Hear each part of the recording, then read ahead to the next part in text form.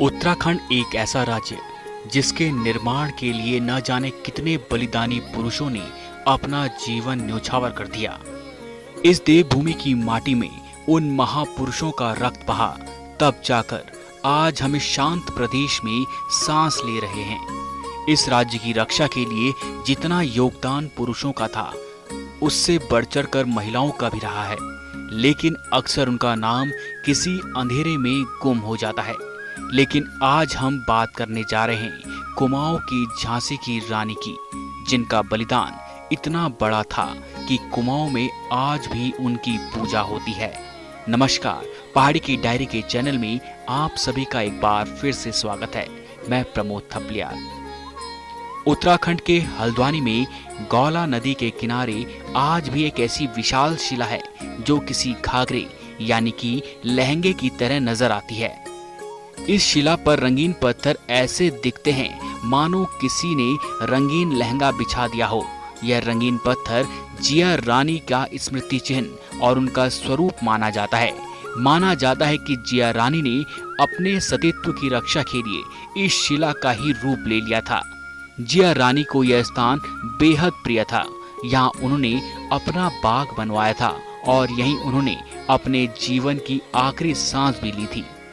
जिया रानी की वजह से यह बाग आज रानी बाग के नाम से मशहूर है। जिया रानी की रानी बाग स्थित गुफा के बारे में कई कथाएं प्रचलित है। कहा जाता है कि इस गुफा से वह सीधे हरिद्वार निकलती थी। कत्यूरी वंशज हर साल उनकी स्मृति में यहाँ पहुँचते हैं। बताया जाता है कि कत्यूरी राजा प्रीतम देव की पत्नी रानी जिया यहाँ चित्रेश्वर महादेव के दर्शन करने आती थी। जैसे ही रानी नहाने के लिए गौला नदी में पहुंची, वैसे ही रोहिलों की सेना ने उन्हें घेर लिया। जिया रानी परम शिव भक्त थी। उन्होंने अपने इष्ट देवता का स्मरण किया और गौला नदी के पत्थरों में ही समा गई। रोहिलों ने उन्हें बहुत ढूंढा, लेकिन उन्हें जिया रानी कहीं नहीं मिली। कहते हैं कि उन्होंने अपने आप को एक लहंगे में छिपा लिया और जैसे ही दुश्मनों ने उनके लहंगे को हाथ लगाया, वह उस लहंगे के आकार में ही शिला बन गई थी। आज भी वह शिला यहाँ देखने को मिलती है। जिया रानी का वास्तविक नाम मौला देवी था, जो हरिद्वार के राजा अमरदेव पुंडीर की बेटी थी। बताया जाता है कि 1192 में देश में तुर्कों का शासन स्थापित हो गया था, मगर उसके बाद भी किसी तरह 2 शताब्दी तक हरिद्वार में पुंडीर राज्य बना रहा। मौला देवी राजा प्रीतम देव की दूसरी रानी थी।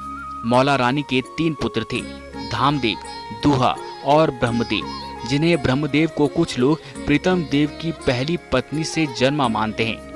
मौला देवी को राजमाता का दर्जा मिला और उस क्षेत्र में माता को जिया कहा जाता था, इसलिए उनका नाम जिया रानी पड़ गया। माता जिया रानी को कुमाऊं की रानी लक्ष्मीबाई कहा जाता है।